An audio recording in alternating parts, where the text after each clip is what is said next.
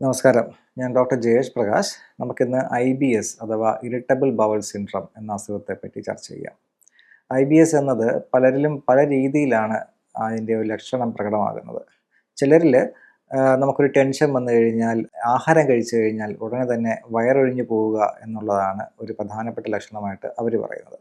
മറ്റു ചിലരിൽ എന്നാൽ വയറൊഴിഞ്ഞു പോകാഴികയാണ്. അവർക്ക് വളരെയധികം കോൺസ്റ്റിപ്പേറ്റഡ് ആയിരിക്കും, മലബന്ധമായിരിക്കും അവർക്ക് ഒരു ബുദ്ധിമുട്ടുള്ളത്.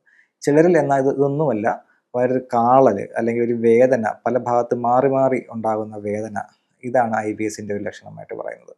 ഇത്തരത്തിൽ വയറിൻ്റെ പല ബുദ്ധിമുട്ടുകളും ചേർത്ത് ഒരുമിച്ച് വിളിക്കുന്ന ഒരു വാക്കായിട്ടാണ് IBS. ഇതൊരു രോഗാവസ്ഥയാണ് പറയുന്നത്. പലപ്പോഴും ഇത് മറ്റ് ചില രോഗങ്ങളുടെ ചൂണ്ടുപലകയായിരിക്കാം.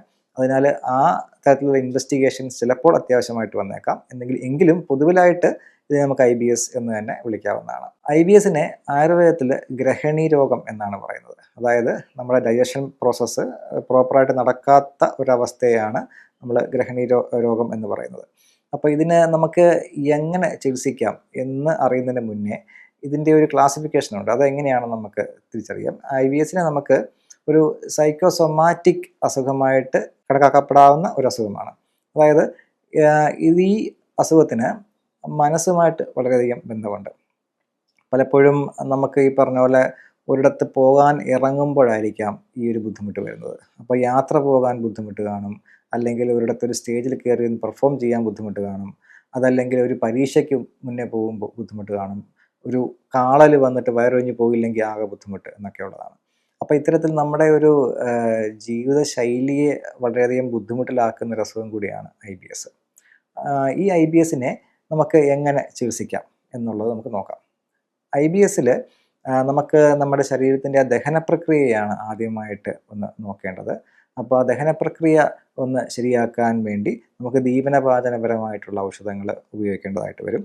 എന്നാൽ ചില IBS കണ്ടീഷൻസ് നമുക്ക് പഞ്ചകർമ്മ, അതായത് ഛർദിൽ, വയറിളക്കുക തുടങ്ങിയ വമനം, വ്യതിയാനം തുടങ്ങിയ ചികിത്സാക്രമങ്ങൾ ചെയ്ത് കോഷ്ഠശുദ്ധി എന്ന് പറയും, നമ്മുടെ ആ ഒരു ഡയസി പ്രോസസ് ശുദ്ധിയാക്കിയ ശേഷമാണ് നമുക്ക് പലപ്പോഴും ചികിത്സകൾ ചെയ്യാൻ സാധിക്കുകയുള്ളൂ.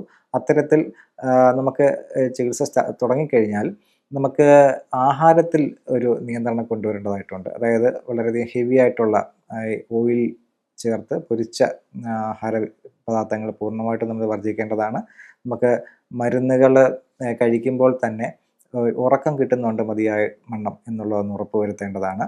ഇത്തരത്തിൽ നമുക്ക് മരുന്നുകൾ ഒരു തരത്തിൽ കൂടി ചികിത്സിക്കുമ്പോൾ അതേസമയം തന്നെ നമുക്ക് മനസ്സിനെയും കൂടി ഒന്ന് കണക്കിൽ വെക്കേണ്ടതുണ്ട്. കാരണം നേരത്തെ പറഞ്ഞ പോലെ തന്നെ ആ ഒരു മനസ്സുമായിട്ടും ഈ അസുഖത്തിന് വളരെയധികം ബന്ധമുണ്ട്.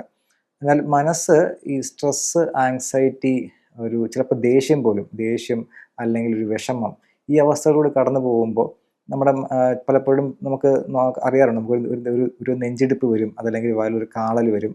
ഇതൊക്കെ പലരിലും IBSലോട്ട് എത്തിക്കാറുണ്ട്. അപ്പോൾ ആ തരത്തിലുള്ള നമ്മുടെ മനസ്സിൻ്റെ ഇമോഷൻസിനെ ഒന്ന് പാസിഫൈ ചെയ്യുക, അതിനെ ഒന്ന് ഡീസെൻസിറ്റൈസ് ചെയ്യുക എന്നുള്ള ആ ഒരു ചികിത്സാ രീതിയും നമ്മൾ വളരെയധികം ഉൾപ്പെടുത്തേണ്ടതാണ്. ഇതിലേക്കായി നമുക്ക് മെഡിറ്റേഷൻസ് യൂസ്ഫുൾ ആയിരിക്കും, അല്ലെങ്കിൽ ഒരു കൗൺസിലിംഗ് യൂസ്ഫുൾ ആയിരിക്കും.